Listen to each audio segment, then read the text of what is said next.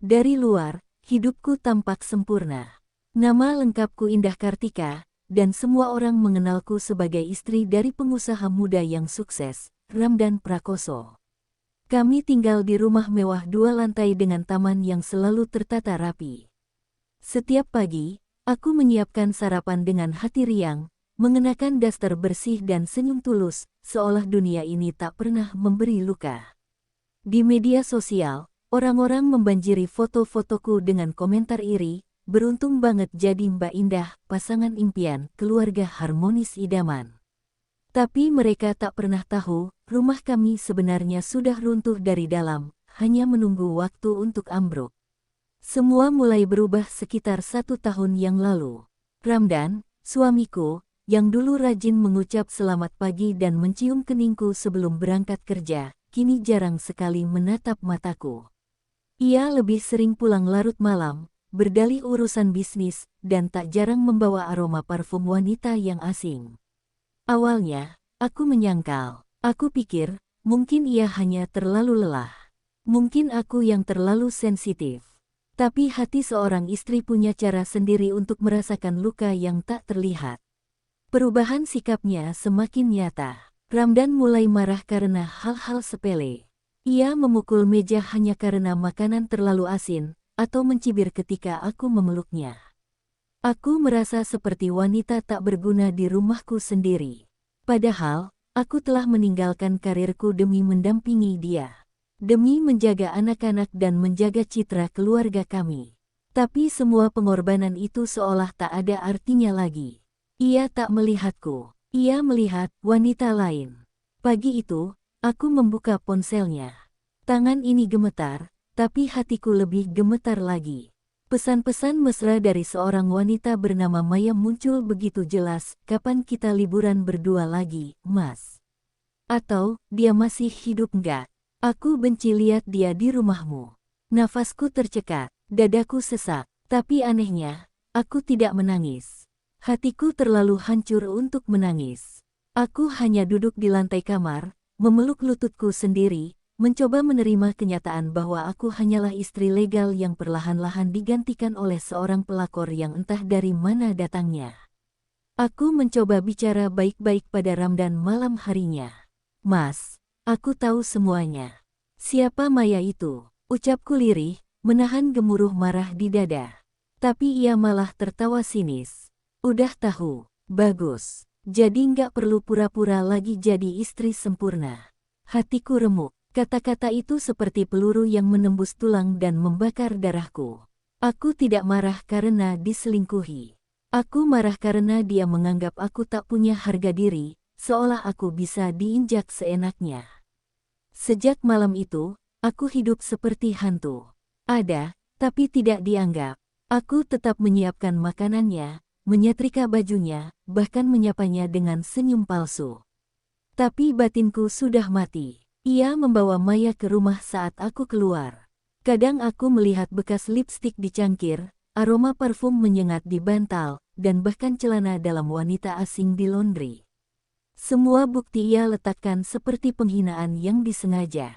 Seolah berkata, apa yang bisa kamu lakukan? Hah, kamu cuma istri yang usang. Anak-anakku mulai bertanya, ibu kenapa sering murung? Tanyanya polos. Aku hanya bisa tersenyum dan mengelus rambut mereka. Aku tidak bisa hancur. Tidak di depan anak-anak. Tidak di depan dunia.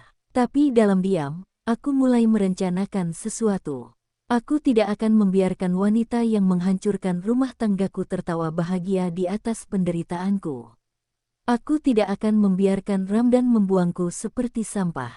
Jika mereka ingin melihat aku mati, maka aku akan tunjukkan seperti apa rasa takutnya ketika mayat ini bangkit kembali.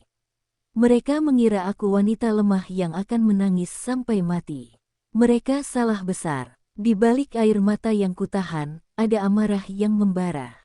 Dan dari serpihan kebahagiaan palsu ini, akan lahir sosok baru, Indah yang lebih kuat, lebih cerdas, dan lebih mematikan. Hari-hari berlalu seperti siksaan yang memanjang tanpa akhir. Setiap detik di rumah itu terasa seperti hidup dalam neraka yang tak terlihat. Ramdan semakin jarang pulang. Jikapun ia pulang, hanya sekadar mengambil pakaian atau berganti mobil, lalu pergi lagi tanpa sepatah kata. Indah berdiri di balik tirai, memperhatikan mobil mewah itu melaju pergi, membawa suaminya menuju pelukan wanita lain. Tapi bukan itu yang paling menyakitkan. Yang paling melukai adalah kenyataan bahwa ia masih mencoba berpura-pura, berpakaian rapi, menyisir rambut, seolah berharap Ramdan akan kembali mencintainya seperti dulu. Harapan itu seperti jarum yang perlahan menusuk jantungnya tiap pagi. Suatu sore, hujan turun deras. Indah baru saja menjemput anak-anak dari sekolah ketika dia membuka pintu mobil Ramdan yang terparkir di garasi. Ia hendak mengambil payung yang tertinggal di jok belakang. Tapi yang ia temukan malah sehelai bra hitam dengan label butik mahal yang bukan miliknya. Aroma parfum menyengat dan berbeda dari parfum yang biasa ia gunakan. Indah diam, matanya tak berkedip menatap bra itu. Bibirnya bergetar, tubuhnya lemas. Seolah semesta ingin menamparnya keras-keras, menyuruhnya berhenti menyangkal kenyataan yang sudah terlalu lama dipendam. Malam itu, Indah tidak bisa tidur. Ia duduk di sudut kamar dengan cahaya lampu remang. Di tangannya, ponsel Ramdan yang akhirnya berhasil ia buka lewat sidik jarinya saat suaminya tertidur karena mabuk. Jantungnya berdetak kencang saat membuka pesan-pesan pribadi. Hatinya hancur saat membaca panggilan mesra, sayangku, cintaku, kapan dia mati biar aku jadi nyonya rumahmu. Dari Maya, bukan hanya kata-kata, ada pula foto-foto vulgar mereka berdua. Termasuk video singkat saat Ramdan dan Maya merayakan 6 bulan hubungan gelap mereka. Mereka tertawa sambil bersulang anggur merah di sebuah villa. Puncaknya terjadi ketika Indah melihat satu pesan suara dari Maya. Suaranya manja dan sinis, "Mas, dia nggak akan kuat kok nerima semua ini. Aku yakin dia bakalan nyerah atau mati sendiri karena stres. Cepetin dong, aku nggak sabar jadi ratu di rumahmu." Kata-kata itu menggema di kepala Indah, mengiris seperti belati berkarat. Ia ingin berteriak, ingin melempar ponsel itu ke tembok. Tapi ia hanya bisa diam, menggigit bibirnya sendiri sampai berdarah. Ia sadar, ini bukan hanya soal perselingkuhan. Ini adalah perang. Esok harinya, Maya muncul di hadapan Indah. Bukan secara langsung, tapi lewat akun Instagram yang dibuat untuk menyindirnya. Maya mengunggah foto dirinya memakai gaun tidur yang Indah beli untuk ulang tahun pernikahan mereka. Dengan caption, "Akhirnya, yang asli tergeser juga. Yang baru lebih segar, dong." Ribuan orang menyukai dan mengomentari. Maya sengaja menandai akun Ramdan, dan tag lokasi di rumah yang mereka tempati. Dunia maya seperti ikut menertawakan Indah, menjadikannya bahan olok-olokan, wanita bodoh yang dipertahankan hanya karena status. Tapi yang membuat Indah semakin remuk adalah saat anak sulungnya bertanya polos, "Bu, kenapa ayah lebih sering sama Tante Maya sekarang?" "Teman-teman aku ngeledek." Pertanyaan itu seperti cambuk yang mengoyak hatinya. Indah memeluk anaknya erat-erat, menangis dalam diam. Ia tak bisa menjelaskan betapa kejamnya dunia orang dewasa. Ia hanya bisa berkata, "Ayah sedang sibuk kerja, Nak. Tapi ibu di sini, ibu selalu ada buat kamu." Di tengah kehancuran itu, muncul satu keyakinan di hati Indah. Ia tidak akan kalah. Tidak akan memberi kemenangan pada wanita yang merampas segalanya darinya. Jika Maya ingin bermain kotor, maka ia akan bertarung dengan lebih cerdas. Indah mulai diam-diam mengumpulkan bukti, screenshots, rekaman, bukti transfer, hingga saksi mata. Ia mulai merancang strategi, bukan hanya untuk menyelamatkan martabatnya, tapi untuk menghancurkan dua orang yang sudah menggali kuburan untuknya. Indah tidak lagi menangis di malam hari. Ia menatap langit-langit kamar dengan mata dingin dan penuh perhitungan. Di balik luka itu, mulai tumbuh tekad yang membara. Maya mungkin telah mengambil cinta Ramdan, tapi satu hal yang tak pernah bisa ia ambil dari Indah adalah harga dirinya. Dan harga diri itu akan menjadi pisau tajam untuk menusuk balik mereka. Hari itu, Indah duduk sendiri di sebuah kafe yang pernah menjadi tempat kenangan bersama Ramdan. Di meja yang sama tempat mereka dulu merayakan ulang tahun pernikahan kelima, ia kini duduk sambil menatap kopi yang dingin tak tersentuh. Tapi kali ini bukan nostalgia yang membuatnya terpaku, melainkan sosok yang baru saja masuk ke kafe itu dengan langkah angkuh dan senyum licik, Maya. Perempuan itu mengenakan kemeja putih ketat dan rok pensil yang memperjelas setiap lengkungan tubuhnya. Dan yang lebih menyakitkan, ia datang menggandeng tangan Ramdan, suami Indah, seolah tak ada yang salah. Indah sempat berdiri, tapi ia urungkan. Ia memilih duduk, menyaksikan dari kejauhan. Maya melihatnya. Mereka saling tatap, tapi Maya malah tersenyum, bukan senyum sopan, melainkan senyum kemenangan. Senyum perempuan yang merasa telah merebut tahta dan mengusir ratunya. Indah gemetar, tapi ia menahan diri. Ia tahu, pertarungan sesungguhnya belum dimulai. Dalam senyap, ia menyalakan ponsel dan mengambil foto mereka diam-diam. Semua akan menjadi bagian dari bukti. Bukti bahwa wanita ini bukan hanya merusak rumah tangga orang, tapi dengan sadar dan bangga mempertontonkannya. Beberapa hari kemudian, Maya mengirim pesan ke nomor Indah. Bukan minta maaf, bukan juga menyembunyikan diri, tapi pesan yang penuh penghinaan. Mas Ramdan itu nggak butuh wanita tua yang cuma bisa masak dan jaga anak. Dia butuh wanita yang bisa bikin dia hidup. Maaf ya, kamu terlalu membosankan buat dia. Di akhir pesan, ada emotikon tawa. Indah membaca berkali-kali, tangannya bergetar menahan amarah. Tapi ia tidak membalas. Tidak, wanita kuat tidak akan menanggapi lumpur dengan lumpur. Ia sedang menunggu waktu yang tepat untuk membalikkan segalanya. Namun Maya tak puas hanya dengan mencuri hati Ramdan. Ia mulai menyusup lebih dalam. Beberapa teman Indah mulai menjauh, terhasut oleh cerita-cerita busuk yang disebarkan Maya, bahwa Indah wanita dingin, tidak bisa melayani suami, tidak bisa bergaul. Maya bahkan menyamar di akun palsu untuk mengomentari unggahan Indah dengan kalimat-kalimat keji. Pantes ditinggal suami, mukanya kayak penderita depresi. Udah tua, mending ngaca deh. Setiap kata seperti paku yang ditancapkan satu persatu ke jantung Indah. Yang paling kejam, Maya mulai mengincar anak-anak Indah. Ia datang ke sekolah anak Indah dengan dalih, menemani ayahnya menjemput, lalu bersikap manis di depan guru-guru dan murid lain. Anak Indah pulang dengan wajah bingung. Bu, tadi Tante Maya bilang dia calon ibu baru kami. Itu benar, hati Indah remuk. Bukan hanya dirinya yang dilukai, tapi juga buah hatinya yang masih polos. Ia tahu, ini bukan lagi soal cinta atau perselingkuhan. Ini adalah pembunuhan karakter, perlahan namun mematikan. Indah menyadari satu hal, Maya ingin menggantikan dirinya sepenuhnya. Bukan hanya sebagai istri, tapi sebagai ibu, sebagai perempuan terhormat, bahkan sebagai citra utama di kehidupan Ramdan. Maya haus kekuasaan, bukan cinta. Dia ingin menginjak-injak martabat Indah sampai hancur lebur. Tapi disinilah letak kesalahan fatal Maya. Ia mengira Indah adalah perempuan lemah yang akan runtuh hanya karena ditinggal dan dihina. Padahal dalam diam, Indah telah menyiapkan pisau balasan yang tajam, bukan untuk menusuk, tapi untuk menguliti semua topeng busuk mereka. Sore itu, Indah duduk di depan cermin. Ia menatap wajahnya sendiri, wajah seorang perempuan yang telah terluka terlalu lama. Aku tidak akan menangis lagi, bisiknya pada bayangan sendiri. Kalau mereka ingin melihat aku jatuh, maka aku akan jatuh, tapi untuk bangkit dengan cara yang tidak pernah mereka bayangkan.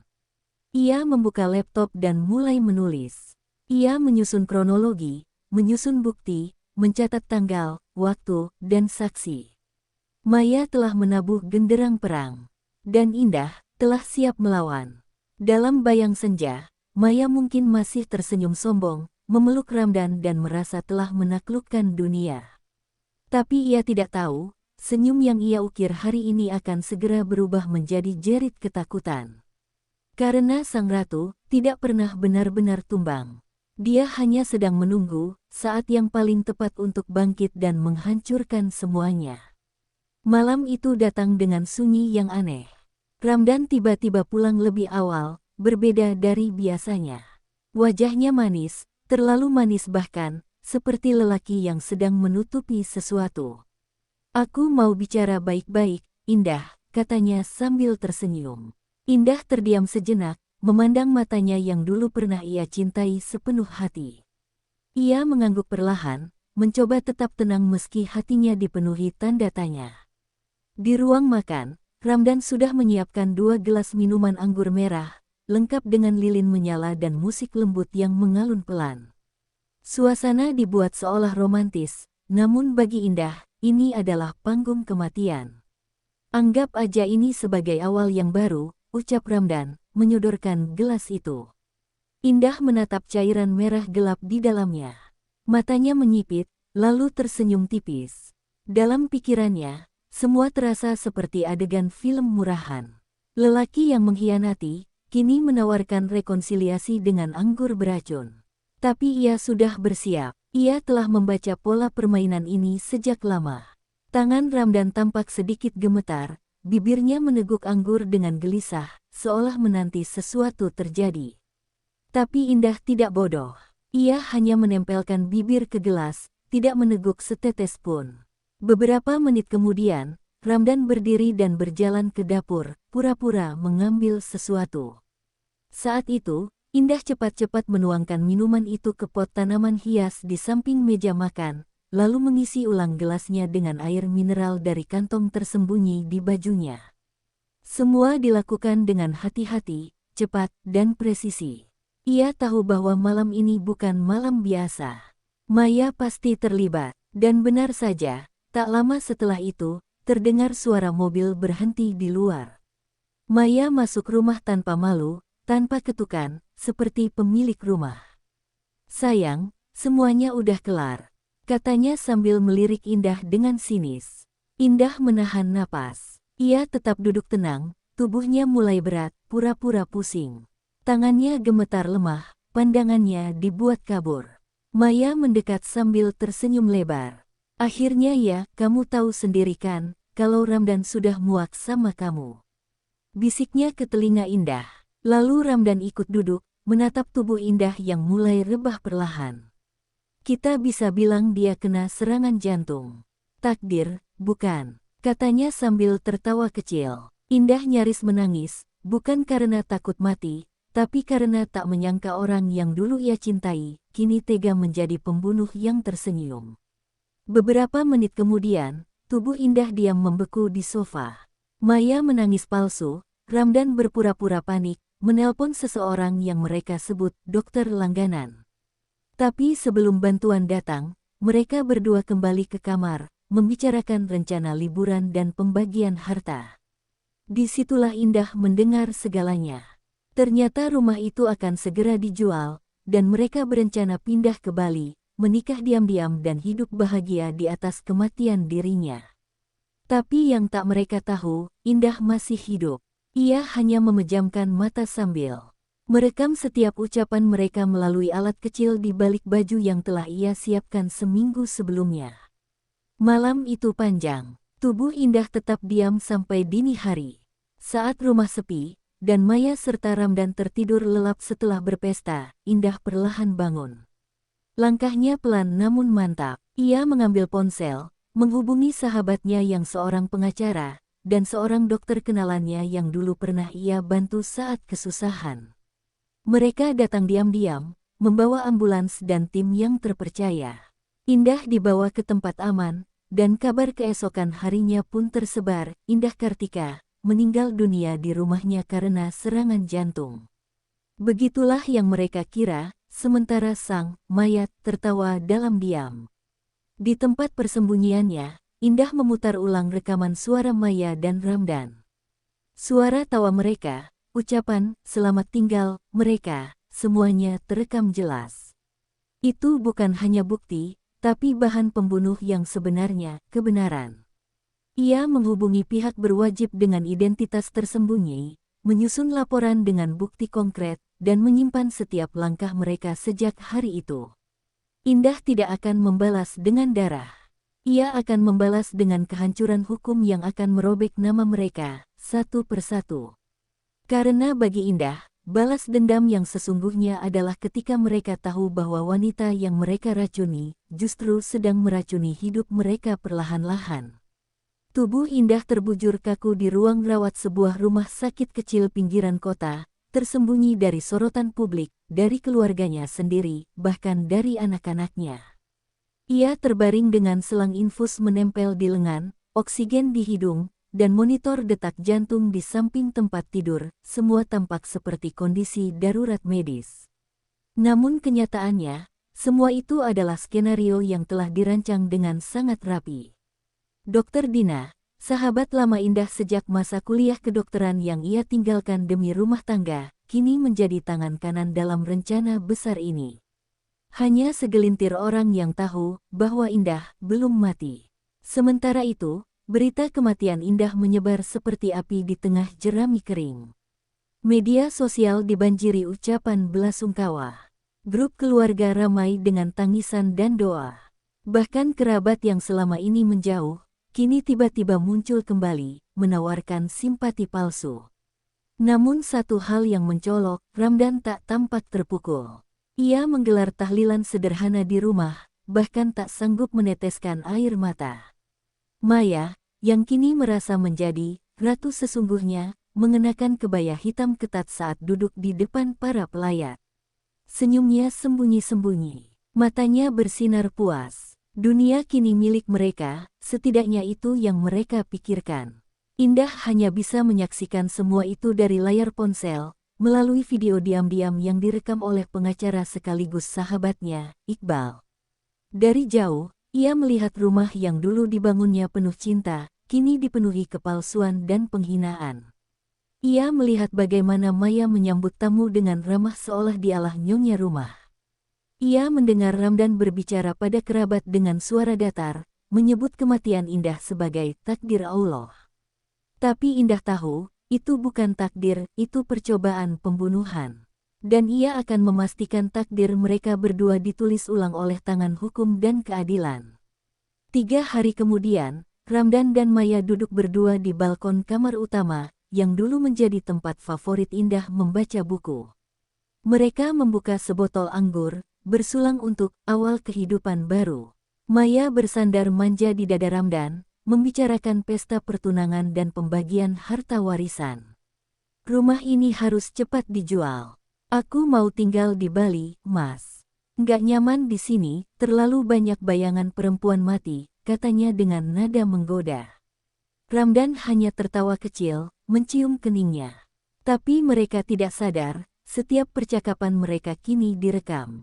Dari kejauhan, lengkap dan siap menjadi bukti. Di tempat persembunyian, Indah menjalani pemulihan fisik dan mental. Ia mengikuti sesi terapi trauma, meskipun hatinya sudah kebal. Namun yang paling penting, ia bersama tim hukumnya mulai menyusun peta pembalasan. Mereka mengumpulkan semua rekaman audio, tangkapan layar percakapan, video, hingga hasil laboratorium dari racun yang ditemukan di sisa minuman. Setiap detail dikuatkan oleh bukti medis yang telah disiapkan Dr. Dina. Indah tak lagi berpikir sebagai istri yang dikhianati, tapi sebagai seorang pejuang yang akan menuntut balas dengan strategi paling telak. Malam-malam di rumah sakit dihabiskan dengan merancang pertempuran. Indah dan Iqbal duduk berjam-jam di depan laptop, menelaah hukum, menyiapkan laporan polisi, bahkan membuat skenario penangkapan. Kita tidak hanya akan menjerat mereka dengan percobaan pembunuhan, tapi juga penipuan, konspirasi, dan kekerasan dalam rumah tangga, ucap Iqbal. Indah hanya mengangguk, matanya kosong namun dalam. Aku tidak akan berhenti sampai mereka berdua merasakan neraka yang sesungguhnya, bisiknya, lirih namun penuh dendam yang membara. 1 minggu setelah kematiannya, pengacara Indah mengirimkan laporan resmi kepada kepolisian dengan bukti awal. Tapi belum saatnya Indah muncul. Belum. Ia ingin membuat Ramdan dan Maya benar-benar tenggelam dalam rasa aman palsu mereka. Ia ingin mereka merasa menang, hingga saat ia muncul, bukan sebagai istri yang lemah dan mati, tapi sebagai saksi hidup yang akan menghancurkan semua kedok busuk mereka. Mereka ingin aku mati, gumamnya suatu malam, sambil menatap langit-langit putih kamar rawat, maka aku akan jadi arwah yang menghancurkan hidup mereka. Indah sadar, hidupnya tak akan sama lagi. Ia telah kehilangan cinta, martabat, bahkan identitasnya sendiri. Tapi dari abu kehancuran itu, ia akan lahir kembali sebagai sosok baru, lebih kuat, lebih tegar, lebih cerdas. Ia tidak lagi takut, tidak pada Ramdan, tidak pada Maya, bahkan tidak pada kematian.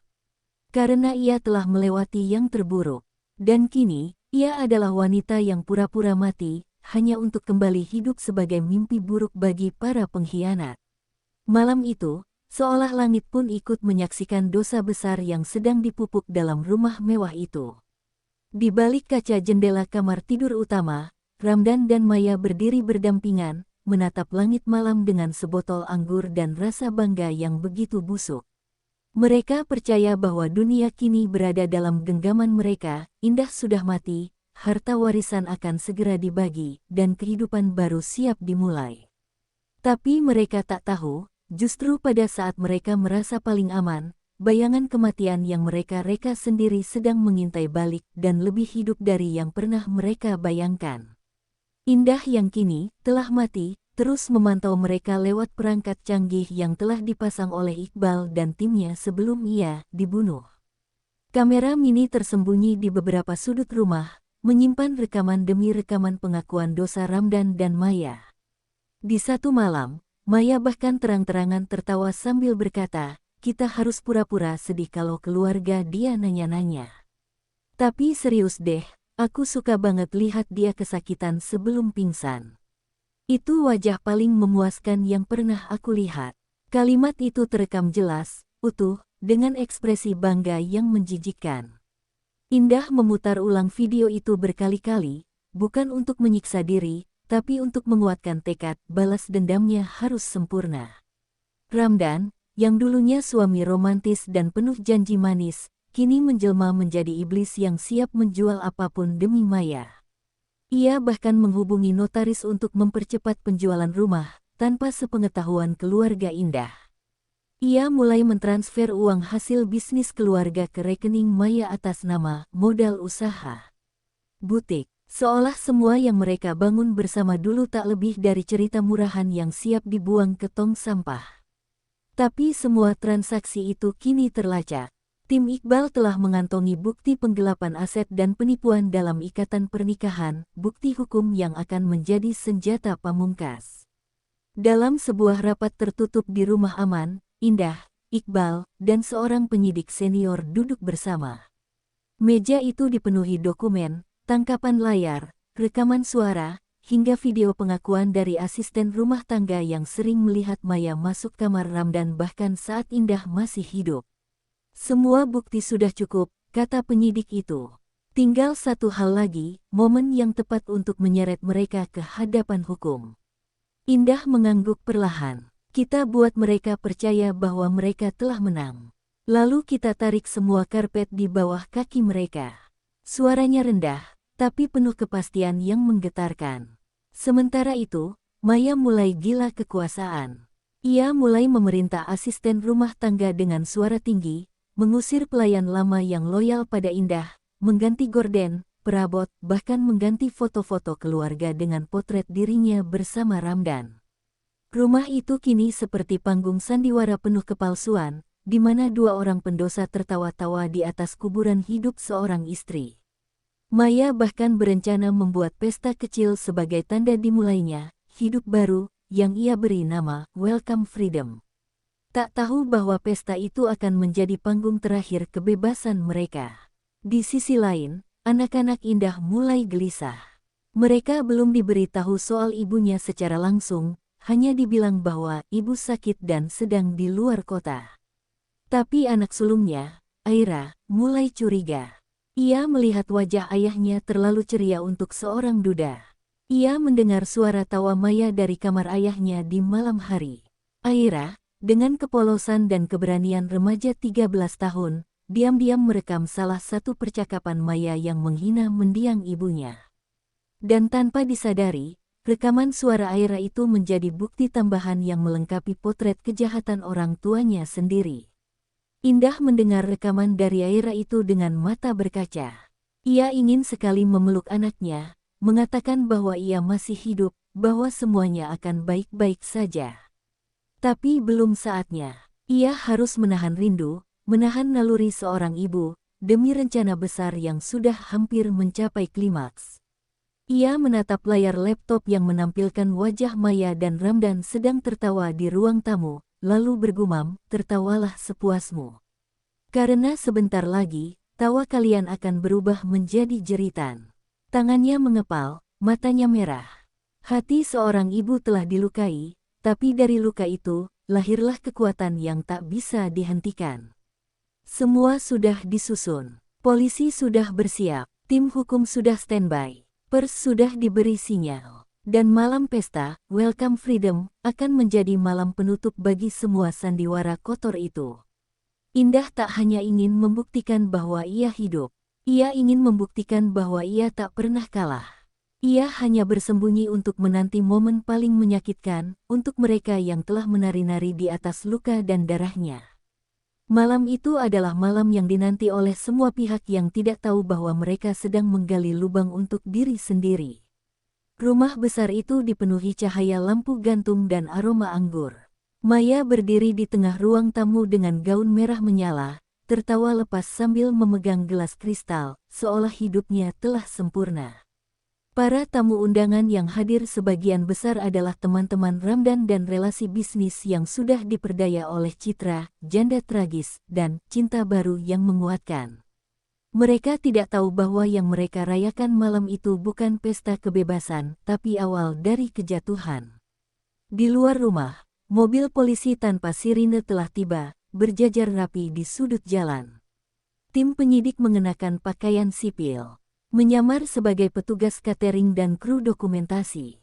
Di dalam salah satu mobil, Indah duduk tenang mengenakan blazer hitam dan kerudung gelap. Wajahnya pucat namun tegas. Matanya menatap tajam ke arah rumah yang dulu ia bangun dengan cinta, rumah yang kini menjadi panggung pengkhianatan. "Waktunya," kata Iqbal, pengacaranya, sambil mengangguk.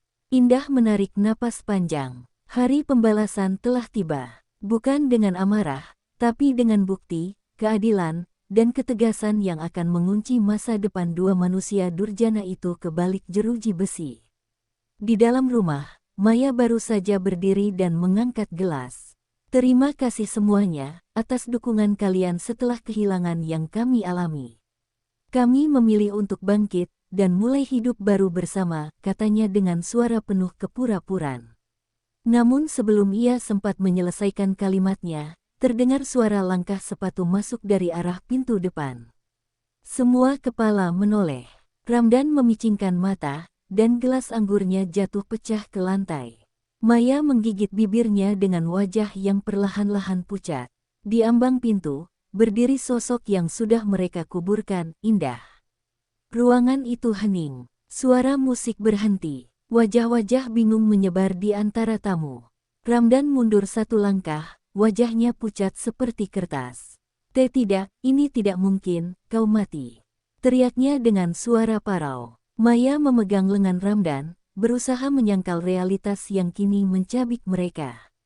Tapi Indah melangkah maju, satu demi satu, seperti bayangan dari neraka yang datang menagih hutang.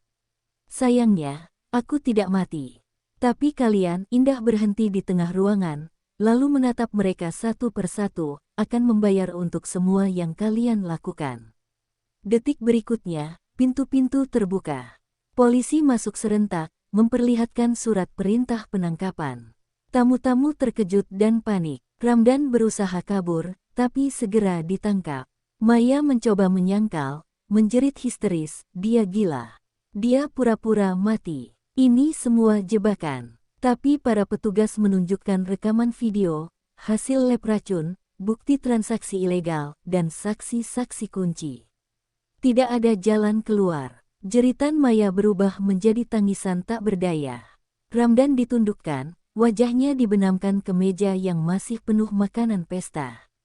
Dunia mereka runtuh dalam sekejap. Indah berdiri tegak di tengah ruangan, mengangkat ponselnya dan mulai merekam.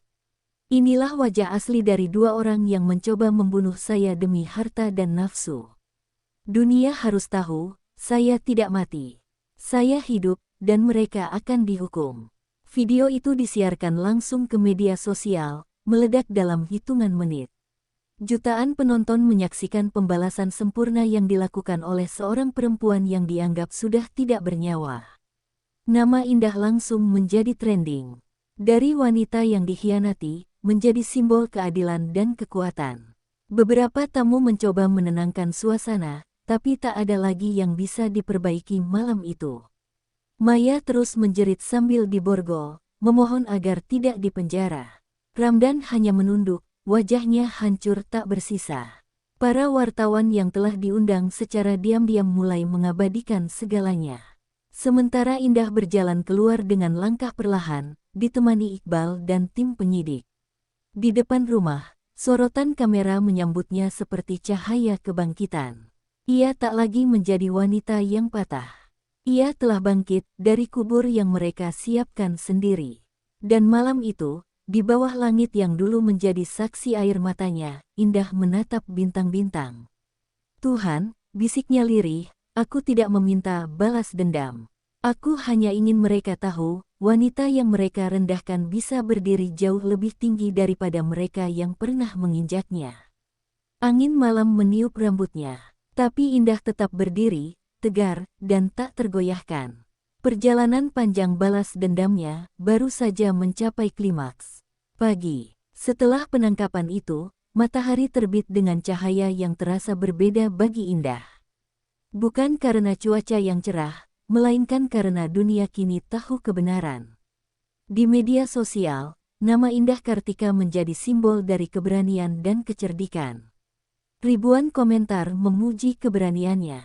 Wanita setegar ini langka, balas dendam paling elegan, dia tidak hanya selamat dari racun, tapi juga membakar racun itu untuk menghancurkan racunnya sendiri.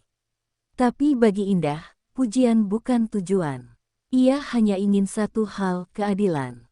Bukan sekadar hukuman penjara, tapi keadilan yang memulihkan harga dirinya sebagai seorang istri, ibu, dan manusia. Di ruang penyidik, Maya duduk membungkuk, rambut acak-acakan, wajah pucat. Ia tak lagi tersenyum sombong. Ia tak lagi angkuh. Untuk pertama kalinya, Maya merasa takut, bukan karena Indah, tetapi karena konsekuensi dari semua perbuatannya. Di seberangnya, Ramdan hanya menunduk. Seluruh dokumen penyelidikan telah disusun, rekaman suara yang membuktikan niat pembunuhan, transaksi penggelapan aset, rencana pemalsuan surat kematian, dan percobaan penghilangan nyawa secara terencana. Jaksa yang menangani kasus ini bahkan menyebutnya sebagai salah satu skema kriminal rumah tangga paling licik dalam sejarah hukum keluarga. Sementara penyidikan berjalan, Indah mengambil langkah lebih jauh. Ia membuka sesi konferensi pers bersama kuasa hukumnya, menyampaikan kisahnya sendiri di hadapan puluhan media. Dengan suara tenang dan mantap, ia menceritakan kronologi kejadian, dari awal kecurigaan, racun dalam gelas, hingga rencana pura-pura mati yang berhasil membuka borok dalam rumah tangganya. Banyak yang meneteskan air mata mendengar kisahnya, termasuk beberapa wartawan senior yang menyaksikan langsung. Saya tidak ingin perempuan lain mengalami apa yang saya alami, ujar Indah di akhir pernyataannya. Saya hidup bukan hanya untuk membalas, tapi untuk menyuarakan kebenaran. Tanggapan dari publik begitu besar. Komunitas perempuan, organisasi anti KDRT, bahkan tokoh-tokoh hukum mulai berdiri di belakang Indah. Beberapa mendorong agar kasus ini menjadi jurisprudensi baru dalam perlindungan hukum istri terhadap kekerasan dan pengkhianatan dalam rumah tangga. Tidak hanya itu, sebuah lembaga pemberdayaan perempuan menawarkan Indah posisi sebagai duta kampanye nasional untuk perlindungan hukum bagi korban kekerasan domestik. Tawaran yang mengubah luka menjadi kekuatan, dan trauma menjadi tonggak perubahan sosial. Namun di tengah semua itu, Indah tetap diam-diam merindukan anak-anaknya. Ia belum sepenuhnya bertemu mereka sejak kematiannya. Tapi hari itu pun datang. Di sebuah taman yang dijaga ketat, Aira dan adiknya akhirnya dipertemukan dengan ibu mereka. Aira berlari, memeluk Indah erat-erat sambil menangis. Ibu nggak mati, kan? Tangisnya pecah di pelukan itu. Indah tak mampu berkata-kata. Air matanya jatuh, namun kali ini bukan karena sedih, melainkan karena ia telah kembali ke pelukan yang paling ia rindukan di dunia ini. Ibu di sini, nak. Ibu nggak akan kemana-mana lagi, bisiknya penuh haru. Di hari yang sama, hakim menyetujui permintaan penahanan Ramdan dan Maya tanpa jaminan. Ancaman hukuman untuk keduanya mencapai 20 tahun penjara dengan berbagai pasal yang menjerat. Dari pembunuhan berencana, penggelapan, penipuan, hingga pelanggaran hak waris anak-anak. Ramdan mencoba menyalahkan Maya, Maya balik menyalahkan Ramdan, tapi hukum tak peduli siapa yang lebih licik. Mereka berdua adalah serigala yang menggali lubang untuk korban, lalu tercebur sendiri oleh kerakusannya. Indah berdiri di depan gerbang penjara tempat suaminya ditahan. Ia tidak datang untuk menjenguk. Ia hanya ingin memastikan bahwa pintu itu tertutup rapat. Di tangannya, ia menggenggam surat gugatan cerai yang telah ditandatangani. Dengan suara bergetar namun tegas, ia berkata pada dirinya sendiri, "Ini bukan akhir dari kisahku, ini awal dari hidupku yang baru." Ia meninggalkan gerbang itu tanpa menoleh ke belakang sedikit pun. Tak ada kenangan yang patut dikabarkan kepada masa depan dari tempat sebusuk itu. Operasi keadilan telah dimulai. Tapi bagi Indah, kemenangan yang sejati bukan ketika Maya dan Ramdan dikurung, melainkan ketika ia bisa tersenyum lagi tanpa beban, meraih kembali hidupnya, dan bangkit sebagai perempuan yang lebih kuat dari rasa sakit apapun. Ia tak lagi sekadar korban. Ia kini adalah pelita bagi perempuan-perempuan lain yang dipaksa diam, dan suaranya akan bergema, jauh melampaui tembok-tembok penjara yang kini mengurung dua pengkhianat itu. 3 bulan berlalu sejak penangkapan Ramdan dan Maya. Nama Indah masih bergema di berbagai media. Ia tak lagi hanya dikenal sebagai istri yang dikhianati, melainkan sebagai ikon keberanian perempuan, pelopor hukum untuk korban kekerasan rumah tangga, dan inspirasi bagi mereka yang pernah dipaksa untuk diam dalam penderitaan. Tapi di balik sorotan itu, Indah menjalani hari-harinya dengan senyap. Ia pindah ke sebuah rumah kecil di tepi kota bersama anak-anaknya. Jauh dari rumah megah yang dulu dibangun dari cinta palsu, dan jauh pula dari luka yang masih sesekali berdarah. Setiap pagi, Indah menyeduh teh sambil menatap halaman kecilnya yang kini dipenuhi bunga-bunga liar. Ia tampak tenang di luar, tapi di dalam dirinya masih ada bekas luka yang belum kering. Terkadang, saat ia melihat Aira tidur dengan mata sembab karena mimpi buruk, Indah kembali dihantui oleh suara tawa Maya yang menyuruhnya mati. Ia menepuk lembut kepala putrinya dan berbisik, "Semua sudah selesai, nak. Ibu di sini." Namun ia tahu, trauma bukan seperti luka fisik. Ia tak bisa disembuhkan hanya dengan waktu. Tapi Indah bersumpah, ia akan mendampingi anak-anaknya melewati semua ini, sampai mereka benar-benar pulih bersamanya. Ia mulai rutin menghadiri sesi konseling, bukan karena ia lemah, tapi karena ia ingin utuh. Di ruang terapi, ia membongkar luka demi luka, menyusun kembali potongan-potongan harga dirinya yang sempat dihancurkan. "Saya marah pada diri sendiri karena pernah begitu percaya pada orang yang salah," ucapnya dalam salah satu sesi. Sang psikolog hanya tersenyum dan menjawab, "Itu bukan kesalahan. Itu adalah bukti bahwa Anda mencintai dengan tulus." Jawaban itu menghantam keras. Indah akhirnya mengerti, cinta yang tulus tidak seharusnya membuat seseorang merasa bodoh. Meskipun hidupnya sudah aman, bayang-bayang masa lalu masih sering datang menyelinap. Di sebuah siang, ia menerima surat dari penjara. Dari Ramdan. Surat dengan tulisan tangan yang rapih, isinya permintaan maaf dan pengakuan bahwa ia telah dibutakan oleh nafsu dan kebencian. "Aku tak pernah menyangka, perempuan yang dulu aku remehkan, akan menjadi sosok yang menghancurkan semua topengku," tulis Ramdan. Tapi Indah hanya melipat surat itu tanpa membalas. Ia sudah terlalu lama menjadi korban. Kini, ia tidak akan memberikan lagi ruang dalam hatinya untuk laki-laki yang pernah meracuninya secara harfiah dan secara batin. Indah mulai kembali bekerja sebagai konsultan hukum untuk perempuan. Ia membangun sebuah yayasan kecil bernama Perempuan Tak Terkalahkan, membantu korban KDRT dan perselingkuhan untuk mendapatkan akses hukum dan perlindungan. Di setiap kasus yang ia tangani, ia melihat potongan dirinya di mata-mata yang menangis itu. Tapi ia tak lagi menangis. Ia kini adalah tangan yang mengangkat perempuan lain dari kegelapan, membimbing mereka ke cahaya seperti ia dulu dibimbing oleh keberanian, bukan kebencian. Namun malam-malam tetap menjadi ujian. Ada saat di mana Indah terbangun karena mimpi buruk, kembali merasakan racun di tenggorokannya.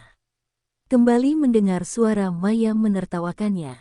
Ia duduk di pinggir ranjang, menatap cermin, dan mengingatkan dirinya sendiri, aku sudah selamat. Aku sudah hidup. Tapi luka lama tak selalu hilang. Ia hanya belajar berdamai, pelan-pelan. Setiap air mata yang jatuh kini bukan karena lemah, tapi karena terlalu kuat menahan semuanya sendiri. Suatu sore, Aira duduk di sebelahnya, memeluknya diam-diam. Bu, kalau nanti ibu nikah lagi, kami boleh ikut bahagia, kan? Tanya Aira polos. Indah tersenyum, menatap langit jingga yang perlahan turun. Ibu nggak butuh menikah untuk bahagia, nak. Tapi kalau suatu hari ibu bertemu orang yang mencintai ibu tanpa racun, ibu janji, kalian akan jadi yang pertama ibu ajak bicara. Pelukan itu erat, hangat. Disitulah Indah sadar, kebahagiaan yang sejati tidak harus datang dari orang lain. Tapi dari keberanian untuk bangkit, dan kekuatan untuk memaafkan dirinya sendiri. Hari itu, langit cerah tanpa awan. Di sebuah aula sederhana namun elegan, Indah berdiri di panggung kecil, mengenakan kebaya putih bersih. Di hadapannya duduk ratusan perempuan dari berbagai latar belakang, ibu rumah tangga, korban KDRT, janda muda, dan bahkan remaja yang pernah nyaris kehilangan masa depan karena kekerasan. Di balik podium, Indah menggenggam mikrofon dengan tenang.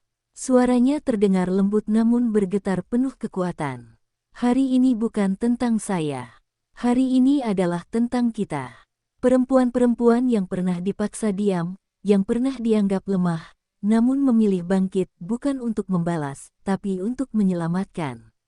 Tepuk tangan membahana, tapi mata Indah mulai berkaca. Bukan karena sedih, melainkan karena ia tahu, dirinya telah sampai di akhir perjalanan luka, dan siap menempuh babak baru sebagai cahaya bagi orang lain. Ia menceritakan secara singkat kisah hidupnya, dari rumah tangga yang retak, racun dalam gelas cinta, hingga kebangkitan dari kubur.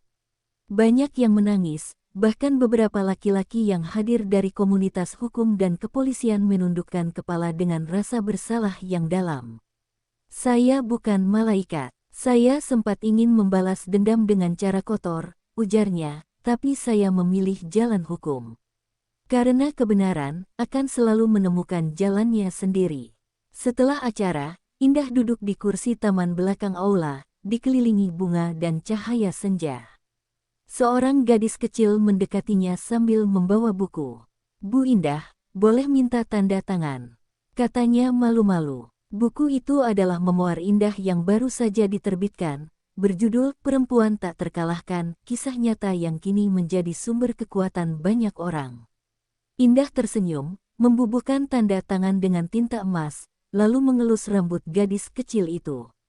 Kamu tahu, nak, tidak ada perempuan yang benar-benar lemah. Kita hanya butuh tahu kapan harus melawan, dan kapan harus melepaskan. Di tengah cahaya lampu taman yang mulai menyala, Iqbal, pengacara yang telah membantunya selama ini, datang menghampiri. Ada undangan dari Jakarta, Bu. Komnas Perempuan ingin menjadikan Anda narasumber tetap. Indah terdiam sejenak. Ia menatap langit yang perlahan berubah gelap, lalu berkata pelan, aku tak pernah membayangkan, semua penderitaan ini bisa mengubah hidupku ke arah seperti ini. Iqbal tersenyum, karena ibu memilih bangkit, bukan hancur. Dan malam itu, untuk pertama kalinya sejak semuanya terjadi, Indah tertawa. Bukan tawa yang dipaksakan, bukan tawa menyembunyikan luka, tapi tawa dari hati yang benar-benar telah sembuh. Maya dan Ramdan kini hanya menjadi catatan hukum. dipenjara dengan hukuman maksimal, tanpa remisi, karena kejahatan mereka dinilai membahayakan nyawa dan moral publik. Keduanya terasing, dilupakan, dan diasingkan bahkan oleh keluarga mereka sendiri. Tapi Indah tak pernah mengajarkan anak-anaknya untuk membenci ayahnya. Ayah kalian pernah salah, sangat salah. Tapi kebencian tidak akan menyembuhkan luka. Maafkanlah, agar kalian bisa hidup dengan tenang, katanya suatu malam. Itulah mengapa anak-anaknya tumbuh dengan penuh cinta, bukan dendam. Karena seorang ibu telah mengajari mereka cara menjadi manusia yang utuh. Di depan cermin suatu pagi, Indah menatap wajahnya. Wajah yang dulu sering menangis, kini tampak lebih kuat. Garis-garis lelah di matanya justru menjadi simbol perjuangan yang tak terbantahkan. Ia menyisir rambutnya perlahan, lalu mengenakan bros kecil berbentuk kupu-kupu. Aku bukan korban lagi, bisiknya pada bayangan sendiri. Aku adalah pemenang. Aku adalah hidup itu sendiri. Ia tersenyum, lalu melangkah keluar, membawa tas berisi buku dan dokumen hukum. Hari ini, ia akan mendampingi seorang ibu muda yang baru saja lolos dari suami kasar. Perjuangannya belum selesai. Di halaman rumahnya yang baru, Aira dan adiknya bermain layang-layang sambil tertawa. Angin sore membawa suara tawa itu ke dalam hati Indah. Ia duduk di beranda, menyesap teh hangat dan merasa damai. Dari seorang istri yang nyaris mati dibunuh, menjadi perempuan yang menyelamatkan nyawa banyak orang.